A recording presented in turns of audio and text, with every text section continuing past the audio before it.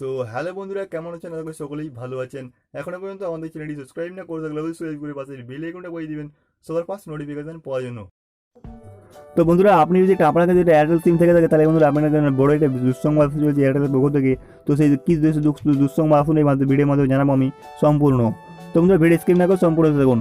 তো 1 GB ডেটার দাম হতে চলেছে বন্ধুরা 100 টাকা এয়ারটেলের পক্ষ থেকে। এমনি এটা ঘোষণা করা হয়েছে এয়ারটেলের পক্ষ থেকে।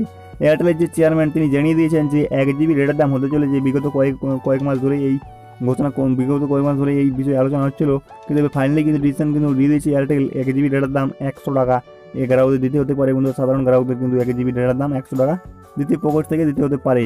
এয়ারটেল গ্রাহকদের জন্য খারাপ খবর। এয়ারটেল হয়তো ইন্টারনেট ডেটা ব্যবহারের জন্য অনেক টাকাখানি অর্থ ব্যয় করতে হতে পারে, এমনই জানিয়েছেন। 1 GB ডেটার দাম হতে চলেছে 100 টাকা, এমনই ইঙ্গিত দিলেন খোদ ভারতীয় এয়ারটেল চেয়ারম্যান সুশীল মৈত্রল।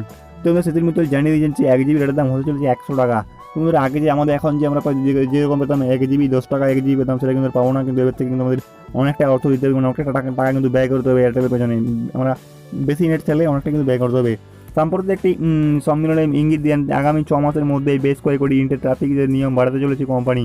তো বন্ধুরা, 160 টাকায় যেখানে 16 GB ডেটা পায়, তার বদলে কিন্তু ইউজারদের পাওয়া উচিত 1.6 GB।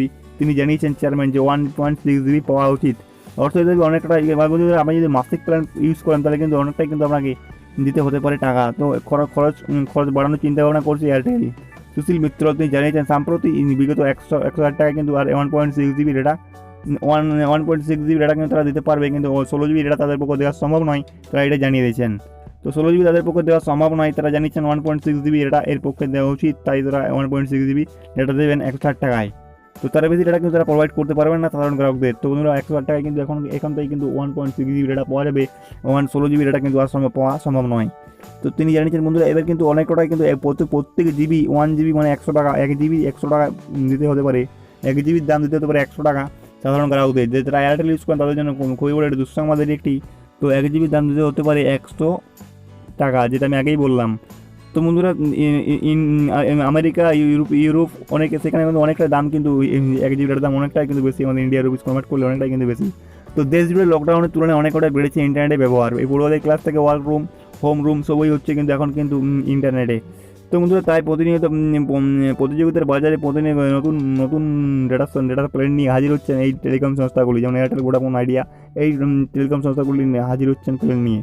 তো আমাদের জিওর পক্ষে কিন্তু এখনও কিন্তু এইরকম কোনো ঘোষণা করা হয়নি। এয়ারটেল, ভোডাফোন, আইডিয়া এর পক্ষে কিন্তু জানিয়ে দেওয়া হয়েছে যে 1 GB দাম হতে চলেছে কিছুদিনের মধ্যেই 100 টাকা। তো এটা জানানো হয়েছে। তো বন্ধুরা, এবার কিন্তু অনেকটাই কিন্তু আপনার পকেট থেকে কিন্তু টাকা কাটা যাবে। তো প্রত্যেক ইউজারের ক্যান থেকে তারা কিন্তু 300 টাকা করে কিন্তু লাভ নিতে চাইছে, 300 টাকা করে কিন্তু বেনিফিট তারা নিতে চাইছে। এবার থেকে বেশি 300 টাকা করে কিন্তু লেগে যাবে। তো 1 GB ডেটার দাম হতে চলেছে 100 টাকা। অল্প দামে কিন্তু বেশি পরিমাণ ডেটা আর অফার করা ব্যবসা তাদের পক্ষে সম্ভব হচ্ছে না, কঠিন হয়ে উঠছে পরিষেবা। তো বর্তমানে 199 টাকায় রোজ 1 GB করে ডেটা প্ল্যান দেওয়া হয়েছিল, সেটা কিন্তু 28 দিন ছিল। সেখানে কিন্তু 2.8 GB ডেটা অর্থাৎ 2.8 GB ডেটা মিলবে। তো 199 টাকায় বন্ধুরা 24 দিন ভ্যালিডিটি করে দেওয়া হচ্ছে, 28 দিন জায়গায় 24 দিন, এবং 2.8 GB ডেটা তাদের দেওয়া হবে।